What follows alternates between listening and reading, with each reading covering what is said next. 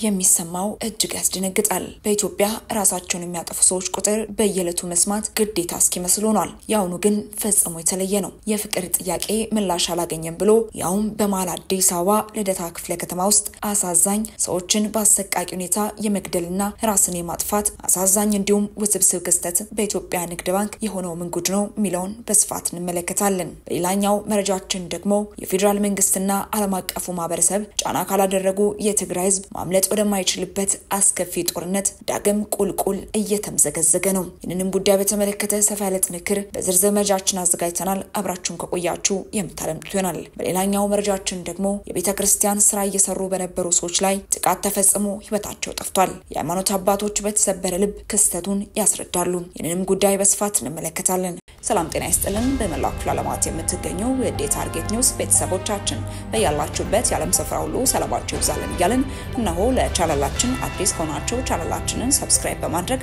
ቤተሰብ እንድትሆኑን በተጨማሪም የደወል ምልክቱን በመንካት ዘላቂ ቤተሰብነትን ከኛ ጋር እንድትመሰርቱ እንዲሁም በየዕለቱ የምንለቃቸውን ቪዲዮዎችን ከወደዳችሁ ላይክ እና ሼር እንድታደርጉልን እየጠየቅን ወደ መረጃዎቹ እናመራለን። መልካም ቆይታ።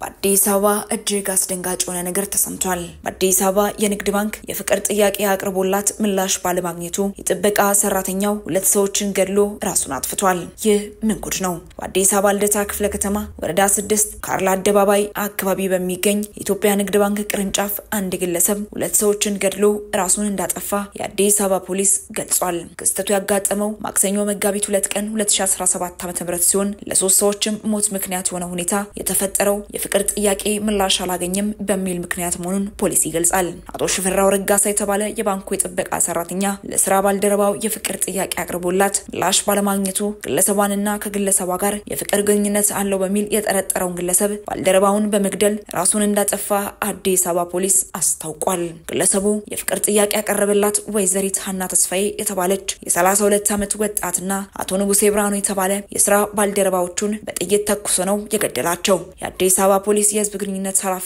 ኮማንደር ማርቆስ ታደሰ ለመረጃ ምንጫችን እንደገለጹት ወንጀሉን የፈጸመው የጥበቃ ሰራተኛ ካለዘራው ሌላ ሰራተኛ ተክቶ በመግባትና ከምሽት የጥበቃ ሰራተኞች ጦር መሳሪያ በመቀበል ግድያውን ፈጽሟል። ግለሰቡ ግድያውን የፈጸመው ወደ ዕለታዊ ስራቸው እስኪገቡ ድረስ በመጠበቅ መጀመሪያ አቶ ንጉሴ ብርሃኑ የተባለውን ግለሰብ በሁለት ጥይት መትቶ መግደሉን ኮማንደር ማርቆስ ገልጸዋል። ግድያው ማክሰኞ መጋቢት 2 ቀን 2017 ዓ.ም ጠዋት ከ1 ሰዓት ተኩል እስከ 2 ሰዓት ሩብ ጉዳይ ድረስ ባለው ጊዜ ውስጥም መፈጸሙን የተናገሩት የአዲስ አበባ ፖሊስ ቃል አቀባይ በሁለቱ ግድያዎች መካከልም እስከ 15 ደቂቃ የሚሆን የጊዜ ክፍተት እንደነበርም አመላክተዋል። ግድያውን የፈጸመው ግለሰብ ባልደረባውን ተኩሶ ከገደሉ በኋላ ሌላኛውን የጥቃቱ ሰለባን ከመግደሉ በፊት ከድርጊቱ እንዲቆጠብ መጠየቁን ነገር ግን ፈቃደኛ እንዳልነበር ተገልጿል። ግለሰቡ መሳሪያውን እንዲያስቀምጥና እጁን እንዲሰጥም በተደጋጋሚ ጥያቄ ቀርቦለት የነበረ ሲሆን በዚህ መካከልም ወደ ባንኩ አንደኛ ፎቅ በማምራት የፍቅር ጥያቄውን አልተቀበለችም ያላትን በተመሳሳይ ሁኔታ በጥይት መትቶ መግደሉን ፖሊስ ገልጿል። ግለሰቡ ሁለቱን ባልደረቦቹን ከገደለ በኋላ በያዘው መሳሪያ የራሱን ሕይወት እንዳጠፋ የአዲስ አበባ ፖሊስ የህዝብ ግንኙነት ኃላፊ ለመረጃ ምንጫችን ገልጸው በክስተቱ በአጠቃላይ የሶስት ሰዎች ሕይወት ጠፍቷል። ሁለቱ ማቾቹ ወይዘሪት ሀናና አቶ ንጉሴ ብርሃኑ የፍቅር ግንኙነት እንደነበራቸው የሚጠቁሙ ፎቶግራፎች መገኘታቸውን የጠቆሙ ኃላፊው ፖሊስ በምርመራው ስለ ግንኙነታቸው እንደሚያጣራም ገልጿል።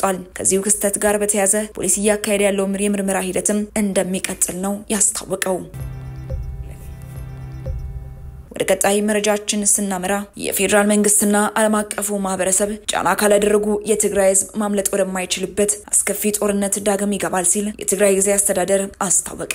በትግራይ ያለው ነገር እጅግ እየጦዘ ቀጥሏል። ጊዜያዊ አስተዳደሩ በሰላማዊ ዜጎች ላይ ያነጣጠሩ ጥቃቶች አሁንም ቀጥለዋል ብሏል። የፌዴራል መንግስትና ዓለም አቀፉ ማህበረሰብ በክልሉ ህገወጥ አካሄድ እየተከተሉ በሚገኙ ቡድኖችና አጋሮቻቸው ላይ ጫና ካላደረጉ የትግራይ ህዝብ ማምለጥ ወደማይችልበት አስከፊ ጦርነት ዳግም ይገባል ሲልም የትግራይ ጊዜያዊ አስተዳደር አሳስቧል። ጊዜያዊ አስተዳደሩ በሰጠው መግለጫ ላይ የትግራይ ሰራዊት ከፍተኛ አዛዦች የአንድን ወገን ፍላጎት ለማስፈጸም መንግስትን በመበተንና የፕሪቶሪያ ስምምነትን በይፋ በመጣስ የትግራይ ህዝብ ወደ ሌላ ጥፋት ያመጡት ነው ሲሉ አስታውቀዋል። ያለፉትን ስህተቶች ከማረም ይልቅ ከትላንት ጀምሮ የጊዜያዊ አስተዳደር አመራሮች እያደኑ እያፈኑና እያሰሩ ነው ሲልም አስታውቋል። ከጥር 15 ቀን 2017 ዓ.ም ጀምሮ አንዳንድ የትግራይ ሰራዊት ከፍተኛ አዛዦች የአንድን ወገን የስልጣን ጥማት ለማርካት ግልጽ የሆነ መፈንቅለ መንግስት ለማድረግም ሲንቀሳቀሱ እንደነበር የገለጸው መግለጫው እነዚህ ህገወጥ ድርጊቶች በዚህ ሳምንት ተጠናክረው ቀጥለዋል ብለዋል። የሰሜን ምስራቅና ደቡብ ግንባር አዛዦች የሚመሩት ህገወጥ ድርጊቶች በዚህ ሳምንት ተጠናክረው ቀጥለዋል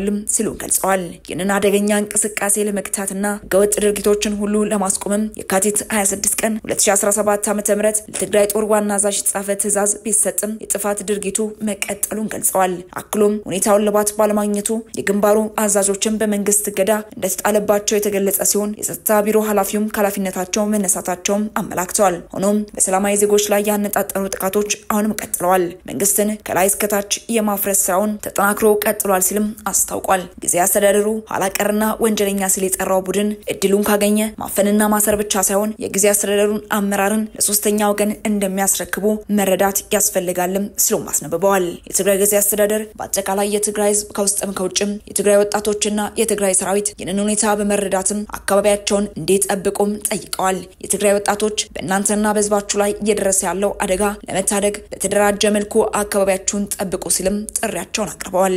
የፌደራል መንግስትም በጸጥታ ኃይሎች ስም የሚንቀሳቀሱትን ኋላቀርና ወንጀለኛ ቡድን ተላላኪ እንጂ የትግራይን ህዝብና ጊዜ አስተዳደር የማይወክሉ መሆናቸውን ሊረዳ ይገባል ሲልም በመግለጫው አስነብቧል።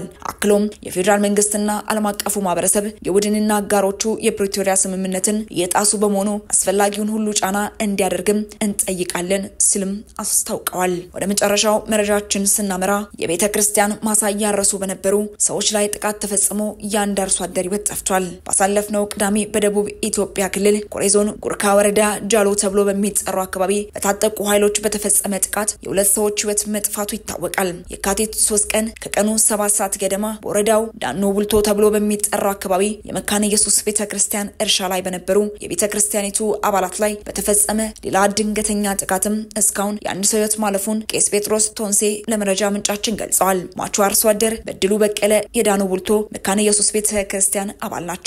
የሁለት ልጆች አባትም ነበሩ። ቤተክርስቲያኒቱ አውጃ በጠራችው የደቦ እርሻ ስራ ላይ ባለበትም ከምዕራብ ጉጂ ዞን በኩል ካለ አዋሳኝ ጫካ ውስጥም እንደመሸጉ በሚነገር የታጠቁ ኃይሎችም በተከፈተ ድንገተኛ ጥቃት ህይወቱ አልፏል ሲሉም ገልጸዋል። አሁንም ጩኸታችን ዛሬ ለሞተው ወጣት የቤተሰብ አስተዳዳሪ ብቻ ሳይሆን ላለፉት 8 እና 9 ዓመታትን በገዛ ማሳቸው ላይ በከንቱ ደማቸው ለፈሰሰውና አሁንም እየፈሰሰ ላለው የኮሪያ አርሶ አደር ነው የሚሉት ቄስ ጴጥሮስ መንግስትና ኢትዮጵያ ህዝብ ድምጻቸው ይሰማ ሲሉም አስታውቋል። አቶ ይፍሩ ዮናስና ደበበ የተባሉ የአካባቢው ነዋሪዎችም በጥቃቱ የሞተው አርሶ አደር የአካባቢያቸው ነዋሪና የመካነ ኢየሱስ ቤተክርስቲያን አባል እንደነበርም ተናግረዋል። የኮሬን ህዝብ መንግስት ያውቀዋል የሚል ጥያቄ የሚያስነሳ የማያቋርጥ ተደጋጋሚ ጥቃትም ይፈጸምብናልም ብለዋል። በዚህ አካባቢ ያሉት ኃላፊ በሳቱ ጥቃቱ መፈጸሙን አረጋግጠው በቀጠናውንም ውጥረቶች ስላሉ በመረጃ ለመስጠትም አመቺ እንዳልሆነ ነው የተናገሩት። ወደ ተመልካቾቻችን ለሳቱ የነበሩ መረጃዎቻችን እኚመስሉ ነበር። አብራችሁን ስለነበራችሁ እጅግ አድርገን እናመሰግናለን። በቀጣይ መረጃዎቻችን እስክንገናኝ ድረስ